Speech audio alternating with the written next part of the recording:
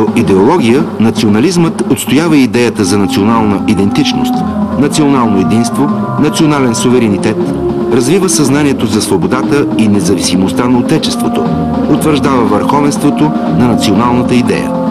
Националната идея надмогва местни, социални, икономически и културни различия и обединява всички социални групи и съсловия в една по-голяма и висша общност. Такова е политическото верио на българските възрожденци, посветили живота си на българската кауза. Пръв сред тях е Паисий Хилендарски, авторът на история славянобългарска. След като години наред бяха погребани, идеите на национализма се възродиха в наши дни като остра реакция срещу нагнетявания обществен нихилизъм, гаврата с изконните български ценности и традиции и националните предателства, извършени от българските правителства от 1989 година насам. Така се роди явлението „Атака“. На 8 май 2003 година в ефира на телевизия СКАТ се излъчи първия брой на коментарната рубрика „Атака“ с автор и водещ Волен Сидеров. Ще бъда с вас всяка вечер от 19:20, а в събота очаквайте разширеното половин-часово издание на „Атака“. Тие, които се смущават от името на предаването, трябва да си спомнят, че в българската история всички национални постижения са постигани с атака. Не с изчакване, не с снишаване, не с приклякане, не с въргаляне в кълта. С атака. С атака сме превземали най-непревзимаемите крепости тогава, когато е трябвало. От телевизионно предаване „Атака“ се превърна в национална кауза, зад която застанаха хиляди българи. По тяхно настояване, на 17 април 2005 година бе учредена партия „Атака“. За да построим това, което ще бъде нова България. Атака! На последните парламентарни избори, 25 юни 2005 година, за „Атака“ гласуваха близо 9% от българските избиратели и тя стана четвъртата политическа сила в българския парламент. Тези резултати показаха, че българският народ удари шамар на мафията, удари шамар на българофобите и аз разбирам много добре тяхното озлобление.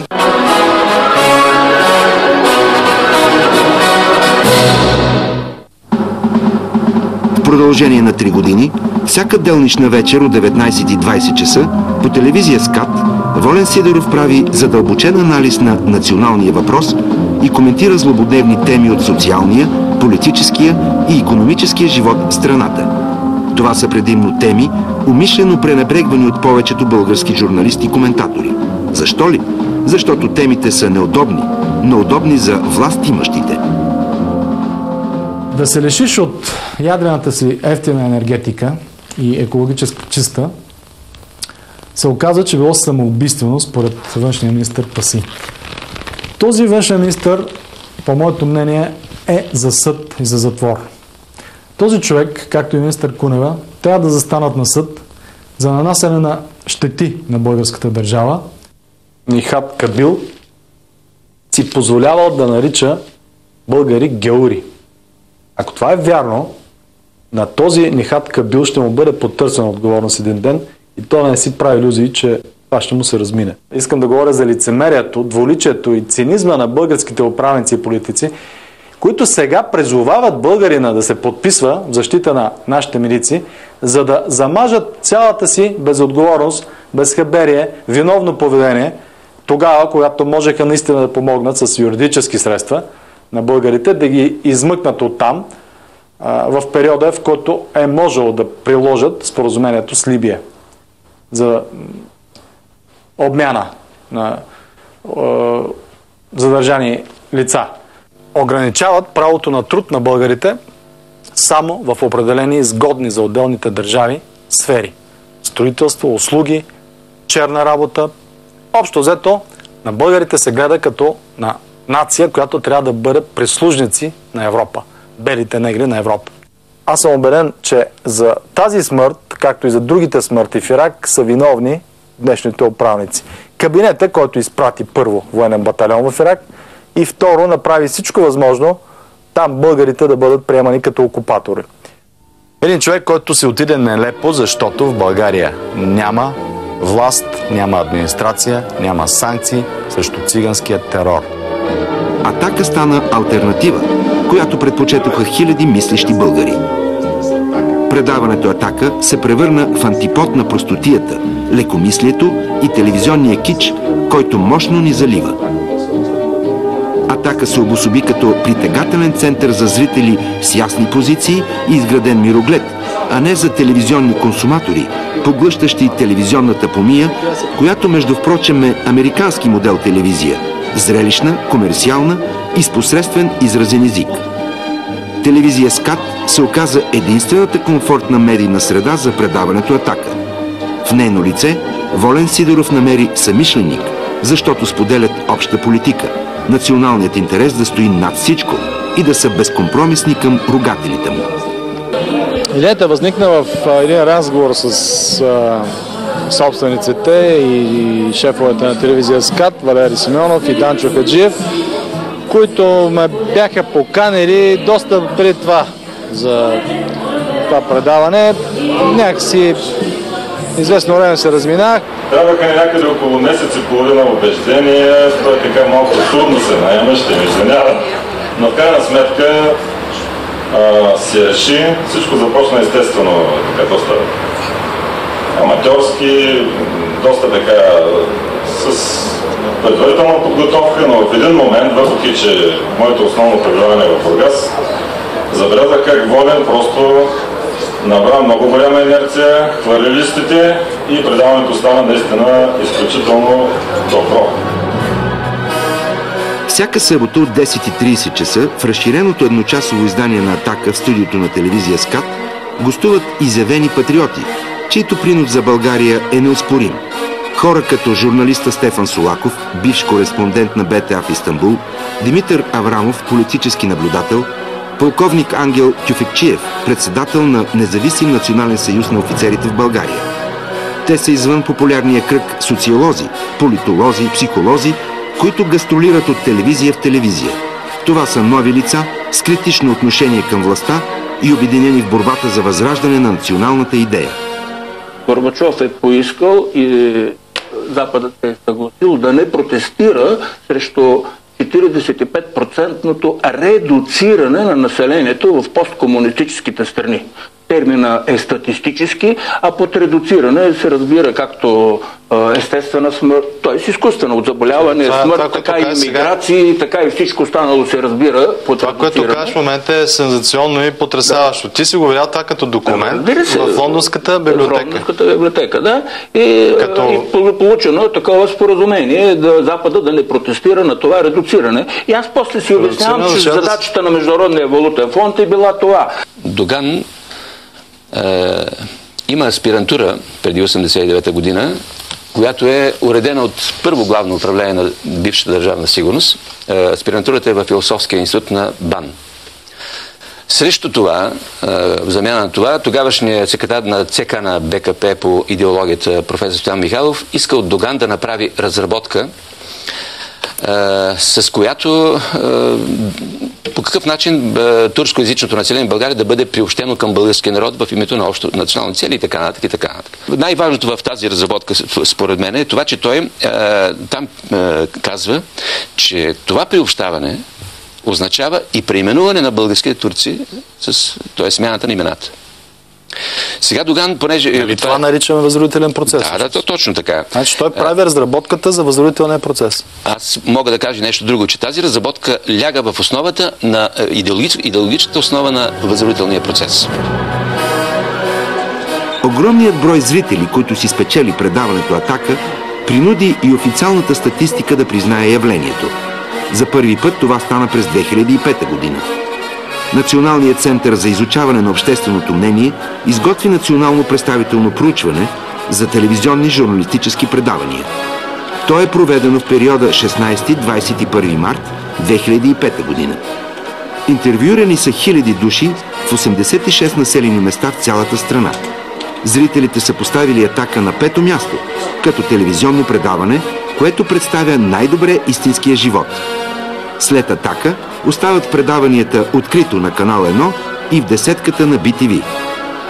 Според интервюираните, Волен Сидеров кани по-интересни гости в предаването си, отколкото, например, Цветанка Ризова в "На 4 очи" по Нова телевизия. 3,8% от анкетираните зрители смятат, че Волен Сидеров е по-добър водещ от Маргарита Михнева, Георги Коритаров и Светла Петрова. Запитаните са посочили още, че "Атака" поддържа по-добра постоянна връзка със своите зрители, отколкото Сеизмограф в "Десетката" и "Панорама". Относно възможността на зрителите свободно да изразяват своето мнение, "Атака" отново изпреварва предавания като BTV Репортерите, Сеизмограф в "Десетката". Тази статистика е доказателство за безспорните журналистически качества на Волен Сидеров. Преди да започне своята коментарна рубрика "Атака" по телевизия СКАТ, той е написал над 2000 статии в Централния печат. Последната медия, в която е работил преди телевизия СКАТ, е вестник "Монитор" в периода 1998-2003 година.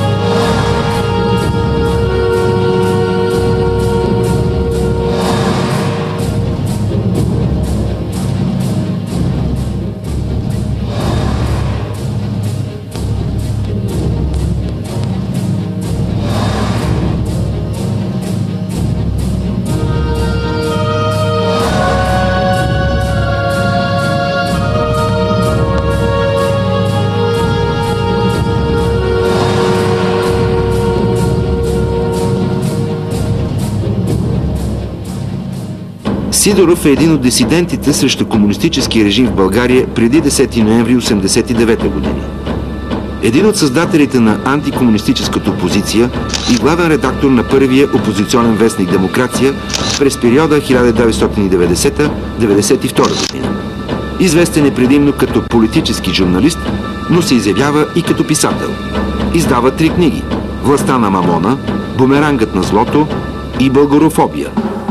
Безграничният патриотизъм на Волен Сидеров, непоколебимите му позиции, личната му и професионална непримиримост към туморите в обществено-политическия живот на България, както и активната му журналистическа дейност от печатните медии до телевизия СКАТ, са предпоставката, довела до раждането на явлението "Атака" и неговия първи етап.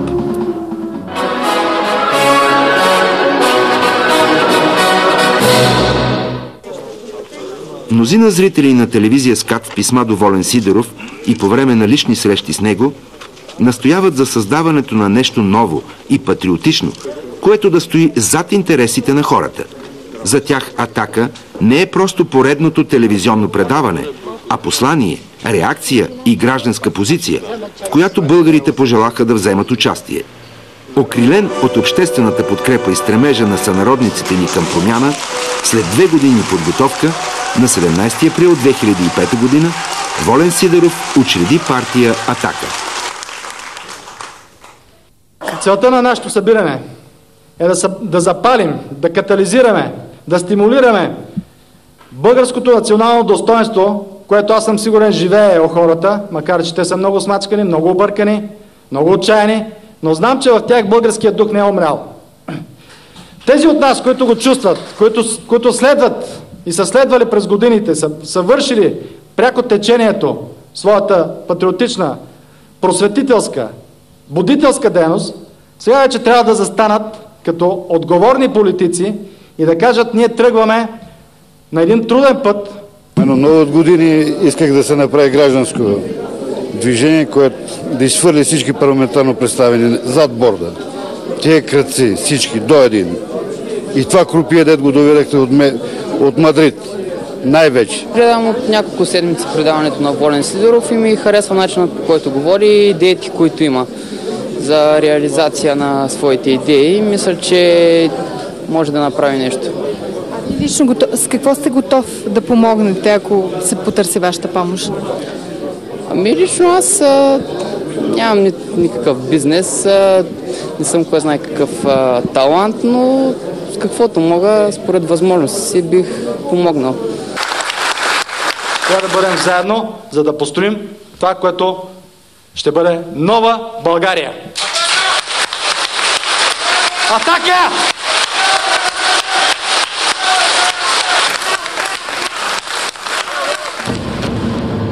След белязаното с тотална приватизация управление на Иван Костов 1997-2001 и провала на либералните идеи на Симеон Сакскобургготски, Сидеров създава партия Атака. Моделът на разпродаване на националните активи на страната под пазарната им цена и съсипването на икономиката отблъсна много българи от казионните партии – социалисти, десни, центристи. Крайно време е да се събудим и да събудим у нас оня дух, български дух на нашите дядовци, с които нашите дядовци превзеха Одрин на 13 март 1915 година.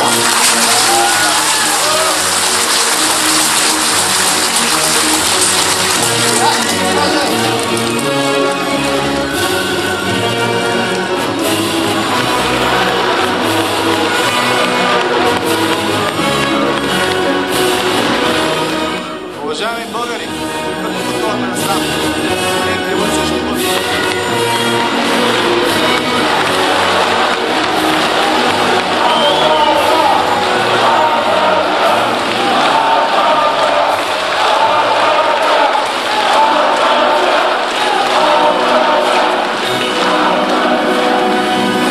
Да върнем българската свещена земя на българите!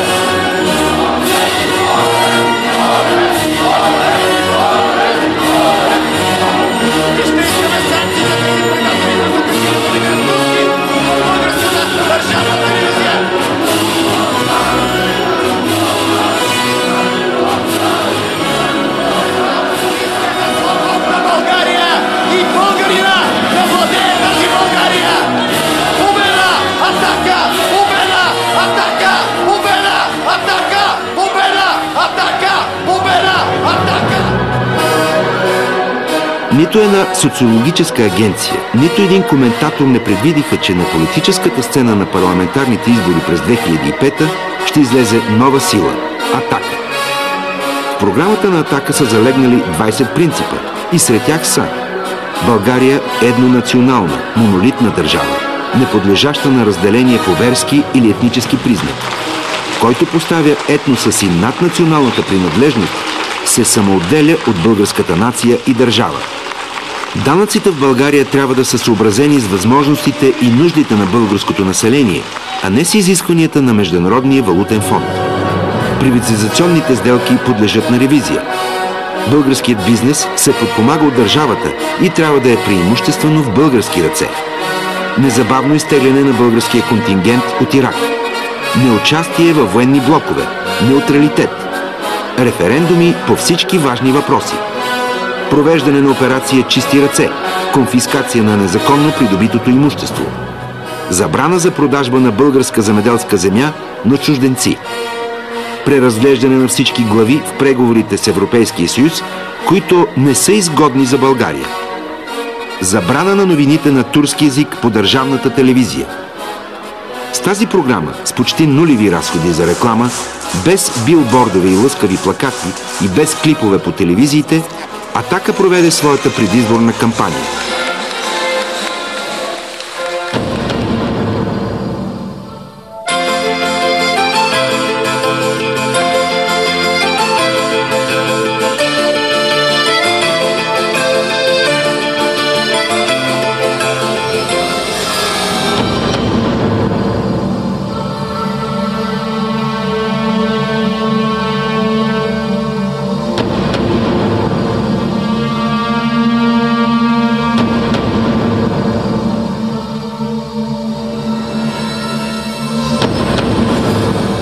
Българи, време е за Атака. На 25 юни ние с вас имаме една задача. Да пробием крепостта на мафията. Вие сте атакуващите. Аз съм вашето оръжие. Използвайте го. Време е да върнем България на българите.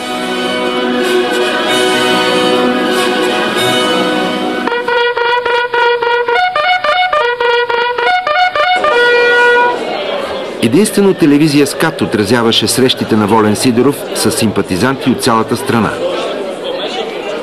Роди се от вашите очаквания, от това, което всички вие искахте да стане. Вие искахте през всички тези години една българска, патриотична, националистическа партия да застане във властта и да каже не на националните предатели. Има политическа формация, която може да казва не, която ще застане в парламент, в изпълнителна власт, там докъдето може да стигне с ваша помощ и ще казва не, когато от България се иска да си сваля гащите.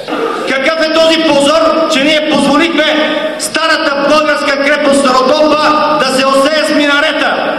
Това е позор, който не искаме да се прекрати. Ние искаме в България да се виждат камбанариите на православните църкви, тези църкви, които са спасили нашата нация именно от турското заробване. А това, което става с българите в България, е нещо страшно. То е геноцид. Днес българите в България живеят при условие на дискриминация. На дискриминация в собствената им родина. Именно за това ние сме издигнали лозунга да върнем България на българите. Волен Сидеров предпочете да се срещне лице в лице с българина, да чуе неговите очаквания и проблеми, вместо да го гледа високомерно от някой билборд. Толкова въодушевяващо, толкова искрено, просто говори така, сякаш ние самите бихме го казали. Защото той е като Левски, нали? Значи аз харесвам много Волен Сидеров и това ме накара да дойда. И гледам неговото предаване в Атака и мисля, че всичко, което казва, е истина. Така или иначе, аз също съм икономист, също специално съм следял точно икономическите му изказвания и мисля, че всичко, което казва, повечето неща са реални. Как да кажа, уважение към това, което прави този човек, понеже става въпрос за неща, които на друго място не могат да бъдат чути и просто за това присъствам тук. Атака е за българите, Атака е за България, Атака е за това да си останем българи, да се е наша българска земята. Мисля, че в европейските страни достатъчно представителство има на партии от този характер, въпреки че вървим към една глобализация. Целта е всеки народ да запази своята идентичност. Мисля, че Атака е така едно сполучливо представяне в тази насока. За жалост, между нас се оказаха... Най-ми харесва това, че тия са националисти, уважават българския народ, милеят за българския народ. Абсолютно необходимо да има една такава голяма сила като Атака, защото това е необходимо да спре корупцията и мошеничеството в нашата държава. Ние сме българи и трябва тази държава да роди още един мъж като Волен Сидеров. Невъзможно е. Една птичка пролет не прави, но Волен ще докаже и ще го направи. Много го обичам и го уважавам и ще гласувам за него. Наистина се усеща едно нагнетяване в отношенията между етническите групи в Кърджали, както и в цялата област. И понеже вече тук се срамуваш да си кажеш името и да твърдиш, че си българин и да носиш тениски от този род. И точно за това, когато чухме, че Волен Сидеров ще идва в Кърджали, се събрахме единствените, които се имаме за истински българи и дойдохме тук. Искам да кажа, че всички българи, всички кърджали трябва да се обединят и наистина трябва да гласуват за коалиция Атака, защото това наистина е правилният избор. Обединете се, българи! Следим това предаване на господин Сидеров, възхищавам ми се и си мислим, че вече се е родил българина, който ще наповеде и ще наизбави най-после да приключи този грабеж на България и децата да се върнат в България и ние старите да живеем един спокоен живот. Вярваме, че България може да се оправи само с такива мъже като Сидеров. Харесва, че господин Сидеров ще се опита да забрани ДПС, която е етническа партия и с това явно нарушава законите и че ще махнат новините на турски. Също така се радвам, че нали, ще се бори срещу ромската престъпност, циганската престъпност да се нарече. Те не са никакви роми. Такава партия като Атака трябва да има в парламента, просто за да има България и младите хора за да останат в България. Доказала е себе си като личност, като журналист, като цяло, много преди всички други. В лицето на Волен Сидеров виждам, че именно те ще потърсят отговорност на грабителите, на хората, които на унизиха, които навкараха в Атака. Именно в него ни надежда. Защото са истински българи, защото се борят за българското и защото трябваше такъв човек, такъв оратор, такъв водач, отдавна го чакахме да дойде. И се радваме да е благословено.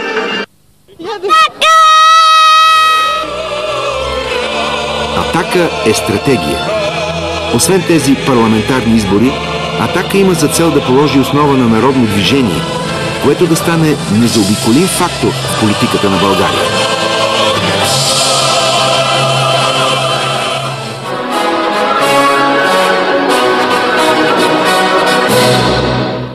В едно от последните си интервюта, дадено за вестник Марица, на въпроса «Възможна ли е националистическа партия у нас?», големият наш писател и родолюбец Николай Хайтов отговаря така: не може да стане такова нещо.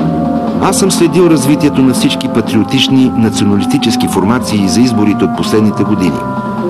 На изборите за Велико народно събрание 12 националистически партии събраха едва 0,48% от гласовете. Положението и досега е такова. При нас е изкоренено чувството за национализъм. На времето веехме знамето на интернационализма. Сега пък сме първи в борбата за глобализъм. И сме за тази нова идея с още по-голяма стръв от преди. Имаме ли истински родолюбци и патриоти? Ще кажеш има. А пък аз питам, като ги има, защо не си извадят ръцете от джобовете и да направят нещо, а? Интервюто е публикувано през юли 2002 година. За съжаление, Хайтов не е сред живите, за да види първата националистическа формация, която влезе в българския парламент – Атака. На последните парламентарни избори на 25 юни 2005 година зад Атака застанаха 300 000 българи. Атака взе близо 9% от вота на избирателите и стана четвъртата политическа сила в българския парламент. Зад нея останаха ОДС, БНС, както и ДСБ, политическите опоненти на Атака. Социологическите агенции и журналистите подцениха възможностите на Атака. Направиха се, че не я забелязват. А в нощта на изборите всички вкупом заговориха за изненадата Атака. Признавам си, че това е една от изненадите на тези избори, но смятам, че от тази изненада извод трябва да си направят всички политически формации. Какъв извод си правите? Изненада е за всички и няма човек, който да каже, че не е изненада. Опасно ли е за евроинтеграцията? Беше ли оценява на Атака като политическа сила и опасно на тези избори? Просто преди един месец никой не беше чувал за тях. Много силното заглушаване на нормалното европейско патриотично говорене, каквото беше това на Демократи за силна България по време на кампанията, изобщо в тези месеци, накара хората, уплашени от позициите, които получи Ахмед Доган във властта и злоупотребите, които той направи с тази власт, да припознаят Атака като някаква форма на протестен вод. Аз по-скоро мисля, че заради Костов влиза, защото той не беше ясно идентифициран от гледна точка на национални интереси, на национална идентичност. Т.е. ако той беше малко по-ясен като български националист, може би щеше да вземе това, което Атака предлага. Партията Атака очевидно показва, че в обществото има проблем. Според мен това до голяма степен се дължи на това, че сегашното правителство не успя да обясни на хората какво означава членството в Европейския съюз. Не можа да защити европейския модел и европейския проект за България. Това е една от изненадите, макар от няколко дни да имаше яснота по тази изненада, все пак е изненада за кампанията. Никакъв категоричен и политически коментар не мога да направя в момента. За мен също е изненада. Това е един протестен вод, който те събраха според мен от 4 източника. Първо една част от негласувалите, второ една част от ВМРО, патриотичен вод, трето една част от левицата, и също взеха и от десните и се получи от 4 извора тази река, наречена Атака. Атака събра протестния вод, Атака събра желанието за промяна, но тази част от това желание, което е радикална, крайна и съвсем нормално влиза в парламента. Аз лично не споделям идеологията и тезите, излагани от лидера на Атака. Не мисля, че това е пътя на България от тук нататък. Някои политически лидери не можаха да се примирят с високия резултат, който постигна Атака на изборите, и в безсилието си започнаха да атакуват Атака с обидни квалификации. И смятам, че бях абсолютно категоричен и изчерпателен по отношение на коалиция Атака. За нас е неприемлива ксенофобията, насаждането на омраза, етническа нетолерантност. Считам, че всичко, което е конфронтационно, нещо, което може да дори прозвучи като расизъм, ксенофобия или въобще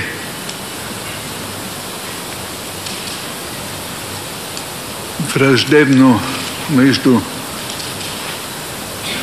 хората, помежду гражданите, едва ли е най-добрия начин и да се решават проблемите. В нощта на изборите Волен Сидеров бе един от най-чаканите политици от журналистите, макар че предизборната му кампания не бе отразена от други медии, освен от телевизия СКАТ. В изключително нетолерантна обстановка от страна на присъстващите журналисти премина пресконференцията на коалиция Атака в нощта след изборите.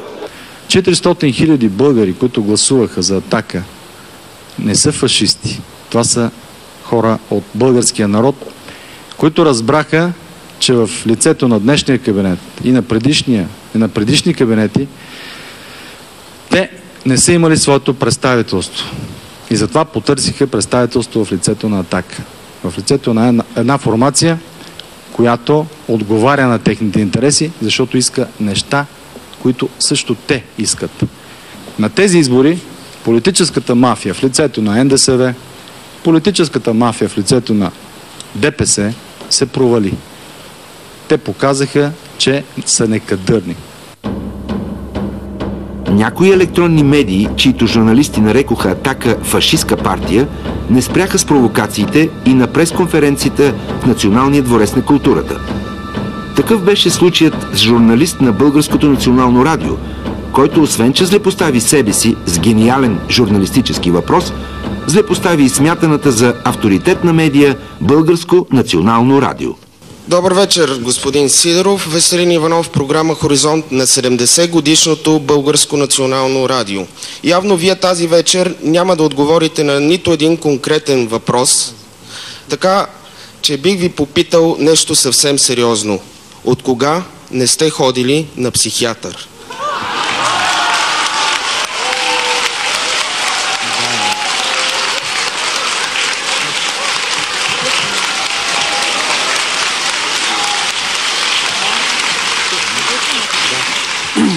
Още Ботев, господа, е казал, че свестните у нас считат за луди.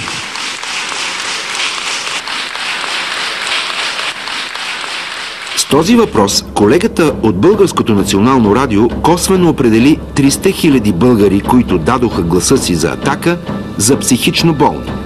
Въпреки медийните опити да се компрометира Атака, доверието към партията расте и последните социологически проучвания сочат, че тя би била трета политическа сила, и то с близък процент до втората НДСВ, ако сега има избори в България.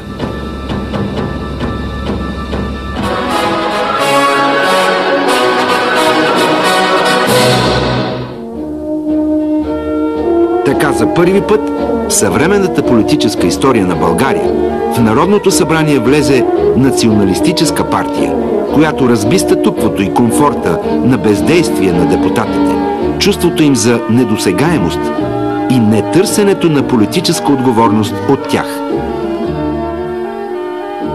С много фалшификации, закононарушения и откровени престъпления, етническата, антибългарска и антиконституционна партия ДПС промени резултата на изборите и зае трето място в парламента. Място, което ако състезанието беше честно, ще се бъде взето от Атака. И това го каза днес много социолози. Въпреки тези изборни престъпления на ДПС, ставани се съучастието в днешните им коалиционни партньори, Атака взели политическата олигархия на България само с месец и половина кампания. Парламентарната си дейност Атака ще следва принципите, с които направи своя невероятен изборен успех. Ще устоява на целостта и суверенитета на България. Ще се борим за строги санкции срещу всички посегателства, срещу български същини. Ще устояваме истинска социална политика, в която здравето, образованието, сигурността и материалния просперитет на българите е номер едно, преди всякакви други измислени евроатлантически фантомни ценности. В 40-то Народно събрание парламентарната група на Атака внесе 18 законопроекта. Законопроект за изменение и допълнение на Закона за радио и телевизия. Чрез този проект се иска падането на новините на турски език от националната телевизия БНТ. Законопроект за обявяване на нищожни актовете, с които е възстановена собствеността на господин Симеон Сакскобургготски и неговите роднини и отнемане на незаконно придобитото въз основа на тези актове имущество. Този проект е в съответствие на обещанията ни да поискаме отнемане на имоти за $200 милиона, които са на българската държава. Само Атака поддържа този въпрос в парламента. Законопроект за изменение и допълнение на Закона за приватизацията и следприватизационен контрол. Тази поправка цели връщане на прокуратурата в приватизационните сделки, тъй като обещахме да се преразгледат приватизационните сделки, чрез които беше ограбено националното богатство на България. Законопроект за изменение и допълнение на Наказателния кодекс. С тази поправка се търси начин кредитните милионери, които източиха парите на българите, да понесат отговорност. Законопроект за изменение и допълнение на Закона за БНБ. С тази поправка се цели гарантиране на обезпечаването влоговете на българските граждани. Законопроект за изменение на Закона за концесиите. Поправката има за цел да се премахнат възможностите за корупция при концесии. Законопроект за изменение и допълнение на Закона за гарантиране на влоговете в банките. Тук се визира по-добра гаранция за българските вложители. Проект за решение за незабавно изтегляне на батальона ни от Ирак. Нещо, което обещахме преди изборите и единствени поддържаме в парламента. Незабавно изтегляне от Ирак. Проект за решение за използване на част от бюджетния излишък за първото полугодие на 2005 година за покриване на здравноосигурителните вноски на социално слабите и трайно безработните граждани. С този проект Атака единствена поиска бюджетния излишък да подпомогне изнемогващите български граждани с осигуряването. Проекто решение за налагане на мораториум върху цените на топло и електроенергията. Паралелно с политическата си дейност, Волен Сидеров продължава да води коментарната рубрика Атака по телевизия СКАТ. Така зрителите имат уникалната възможност да разберат за работата на Атака в парламента, как партията отстоява българските интереси и дали спазва предизборните си обещания. Нещо повече, аудиторията на телевизия СКАТ се информира за политическите игри на другите парламентарни групи. Тези новини отсъстват от другите медии.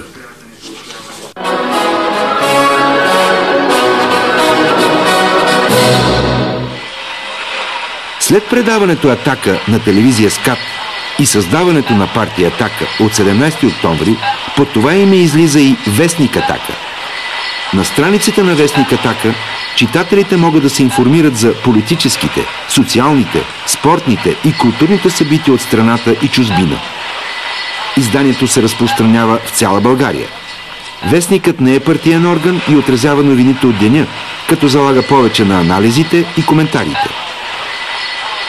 Привлечени са опитни журналисти с дългогодишен стаж. Сред тях са известните политически коментатори Тодор Токин, Стефан Солаков, Димитър Аврамов. По думите на Волен Сидеров, вестникът е предназначен не само за привържениците на Атака, но и за опонентите, които ще се видят разобличени от страниците на изданието. Българите поискаха да има Вестник Атака и това е пред вас, това е вече реалност. защото черно на бяло нещата остават. Нали, знае се, че когато нещо е написано черно на бяло, то го има, остава в архива. Това е един нов етап в развитието на идеята Атака, на движението Атака. И аз смятам, че той ще бъде успешен етап, защото вече заявките, очакванията за вестника са много големи. Смятам, че той ще върви успешно, ще се търси и ще бъде интересен, ще бъде различен, тъй както Атака като формация е различна, с различно лице. Във вестник Атака няма да намерите сензации, жълти новини и клюки. Той е сериозен ежедневник с задълбочени анализи и коментари. Поставя акцент върху българския национален въпрос. Такава е, например, поредицата на Димитър Аврамов, планът Баязид 2 и разгромът на съвременна България. Как българите станаха турци? Публикациите в Атака са напълно достоверни, тъй като се позовават на автентични документи, някои от които доскоро бяха строго секретни. Създадена е специална рубрика «Глас народен» за свободно изразяване на читателското мнение по различни въпроси. Телевизионната Атака на Волен Сидеров присъства и в печатното издание.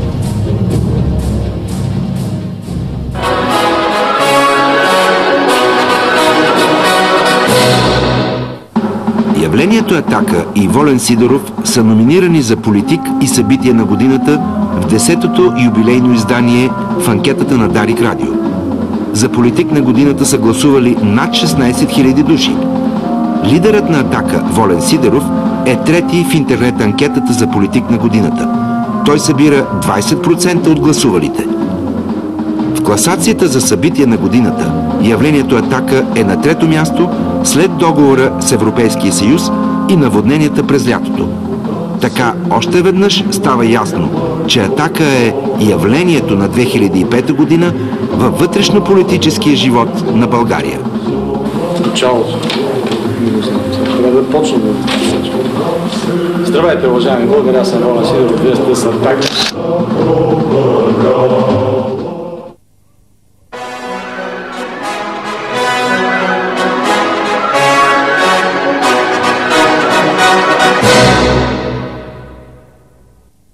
След влизането на партия Атака в парламента, интересът към нея нарасна още повече. Тя премина през много изпитания, и вътрешни, и външни. Те не само, че не разбиха партията, а я направиха по-силна.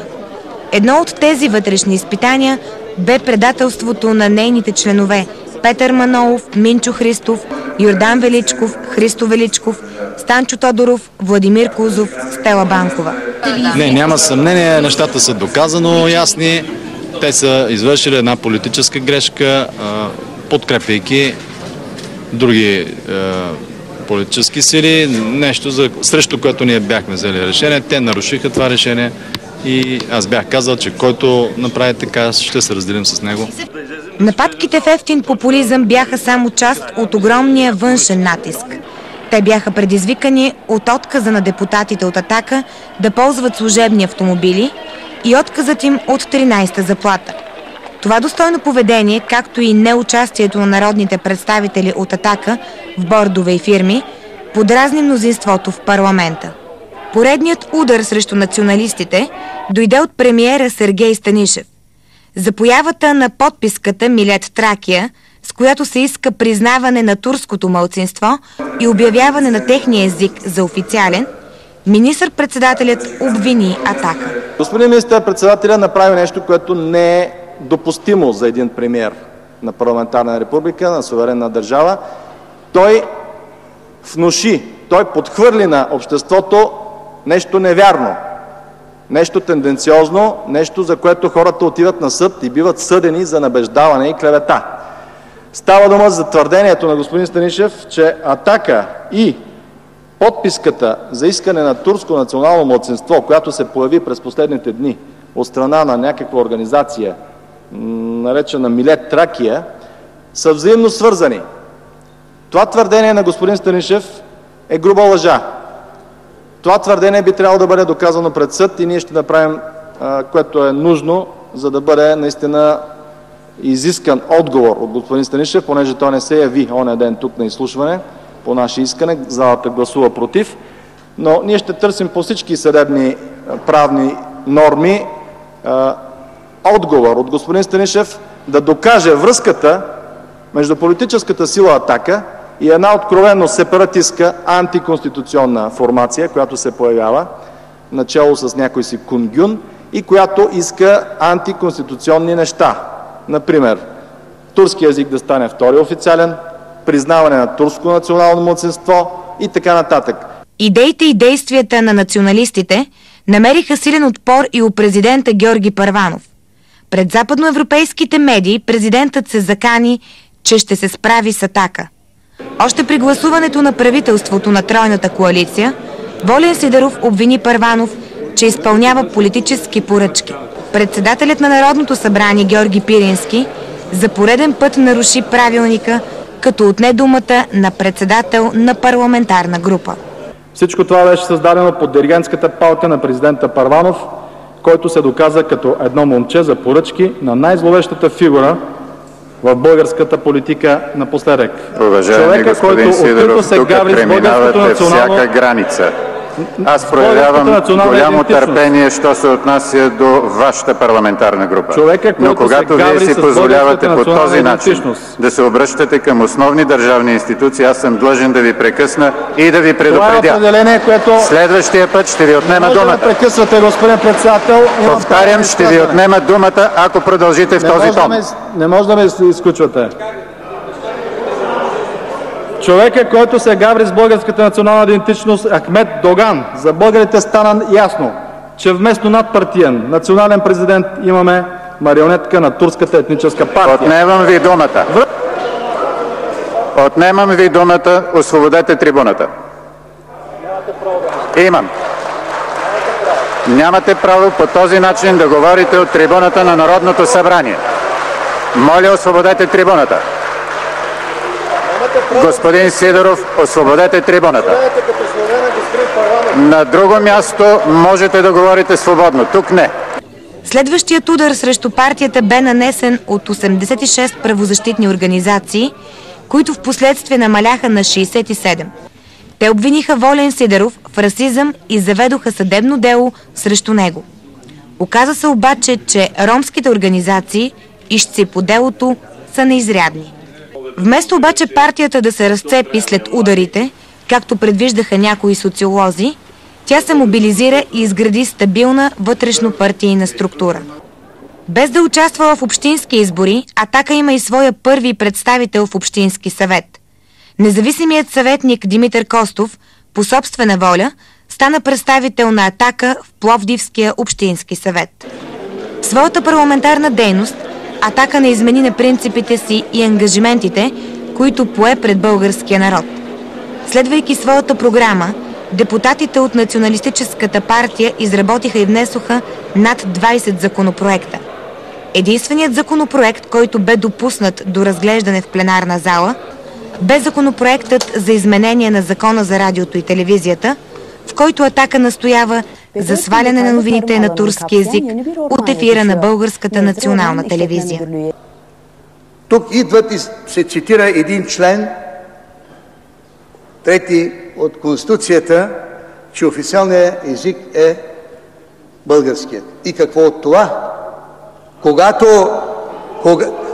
Какво от това? „Атака” започна подписка в парламента сред народните представители с искане да подложат на гласуване провеждането на референдум за разполагане на щатски военни бази у нас. „Атака” инициира събиране на подписка за създаване на временна парламентарна комисия, която да разследва скандалната сделка с киноцентъра Бояна. Необходимият брой подписи за създаване на комисия бе събран. Мнозинството обаче не позволи гласуването и в пленарна зала в пълен разрез с правилника за дейността на Народното събрание. От НДСВ твърдят, че тази сделка е добра. Ние, подписалите тази петиция да се направи комисия, твърдим, че имаме данни, че сделката не е добра за България. Аз не мога да разбера от какво се страхуват БСП, след като може по един много прост, елементарен начин това да се установи. Прави се комисия, тя разследва данните и накрая излиза с заключение тази сделка добра ли е за България или не. Ако не искаш такава комисия, значи имаш нещо така предвид, имаш някаква гузна съвест, нещо се страхуваш. Макар и малка, парламентарната група на Атака настрои срещу себе си всички парламентарни групи. Обединени срещу голямата за тях опасност Атака, казионните партии загърбиха предишните си противоречия. Поради непрекъснатия бойкот в Народното събрание, Атака разшири дейността си извън парламента. Българи от всички краища на страната посрещнаха депутатите от Атака, въпреки всевъзможните спънки. Сънародниците ни от цялата страна казаха своето не на американските военни бази у нас, след като Атака обясни на достъпен език какви ще бъдат вредите за България. Атака направи силен пробив и в крепостта на Доган, Родопите.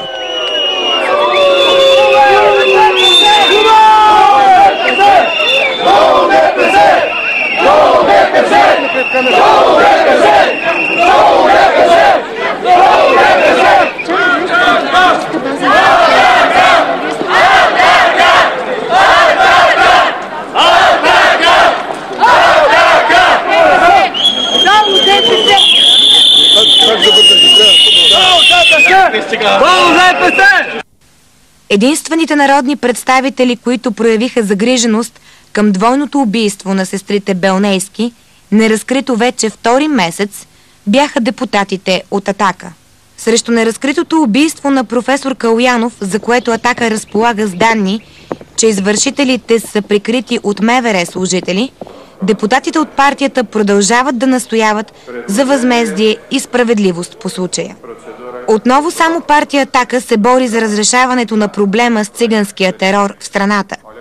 По случая с зверското убийство в Пловдив на възрастна жена от циганин, единствено депутатите от Атака Павел Шопов и доктор Георги Георгиев се срещнаха с директора на РДВР Пловдив, полковник Ангел Рангелов. Родолюбието като основна ценност в принципите на Атака пролича и на големите ни национални празници и годишнини, на които партията отдаде дължимото.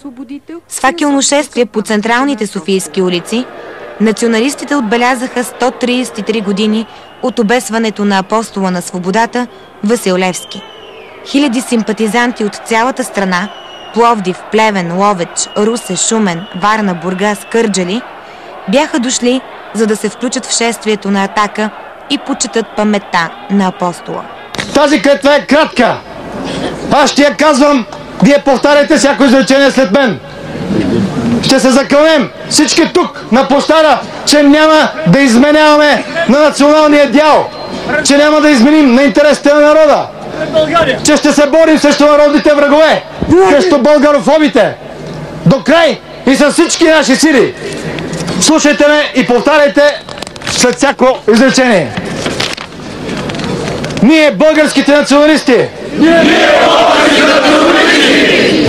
се заклеваме пред паметта на апостола на българската свобода. Васил Левски, дал живота си в борба срещу турския враг и поробител на българите. Да работим само и единствено за интересите на целия български народ.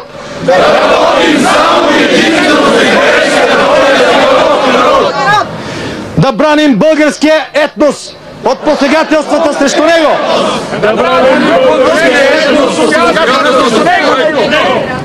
Да не допуснем завземането и разцепването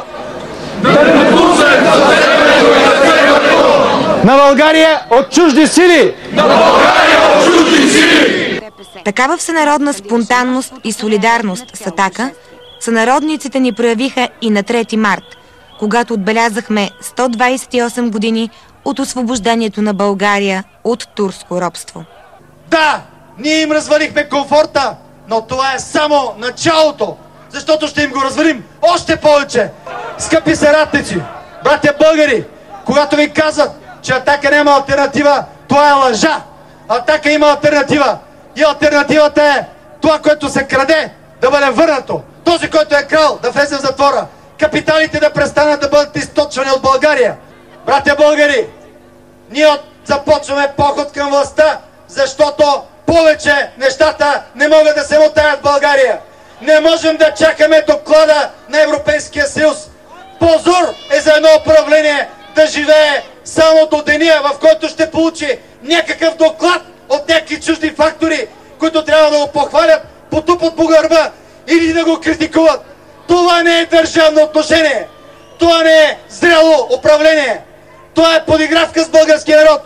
Днес, тук, аз пред вас ще обявя нещо, което още и медиите не знаят. Една съществена стъпка, следваща нашите принципи против ограбването на България. Вчера в деловодството на Народното събрание аз и моите съратници от групата на Атака внесохме закон за национализация на всички приватизирани предприятия от 1992 година насам.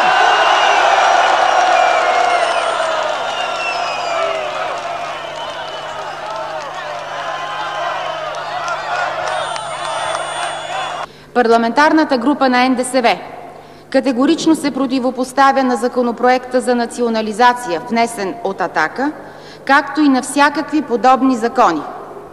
Призоваваме всички народни представители, дори и инакомислещите в парламентарна група Атака, за които са важни ценностите на частната собственост и пазарната икономика, правото на труд и правото на достоен живот, да не допуснат този противоконституционен закон да стане факт.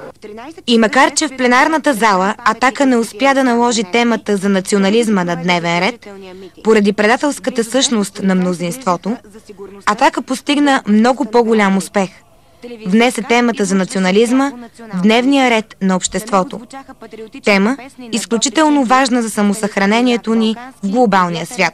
Всички ние от Атака сме в състояние, сме в положение на война. На война за запазване на България в велика битка, която ние водим за последно, защото от тази битка, това е последния шанс да я има България. Винаги съм казвал, че след Захари Стоянов, след Великия Ботев, няма нищо ново под слънцето на България. Великият Ботев е казал: няма власт над глава, която е готова да се отдели от раменете си. И ние, хората от Атака, заявяваме днеска, 120 години след Ботев, същото. Ние заявяваме: няма власт над нас, няма никой, който да ни оплаши, няма никой, който да ни отклони от тази велика битка, която водим. Водим за България. И ние разчитаме в тази битка на вас, защото без вас ние не можем да я спечелим. Без вас ние сме нищо. Атака развенча мита за успешния, според Ахмед Доган, етнически модел. Да, за Движението за права и свободи той е успешен, защото в България етническа толерантност означава да толерираш безобразията на антиконституционната турска етническа партия ДПС. Нейното спекулиране с етническия модел доведе до окупиране на централната и местна власт от активистите на Доган. Исторически необходима е тотална подмяна на така наречения политически елит, който в коалиция с някои медии упорито работи срещу явлението Атака. Въпреки това обаче общественото доверие към партията расте. Факт, който бе необходимо да признаят и самите социолози. Освен народната политическа сцена, Атака се прояви и на международната. В средата на ноември по покана на Австрийската партия на свободата в Виена, Австрия, се състоя една конференция на парламентарно представените националистически сили. Тя беше първата по рода си такава. До сега никога не се беше случвало националистически сили да се срещат. Нейната цел беше да се обменят мнения, да се създадат връзки и като резултат на нея бяха приети няколко решения.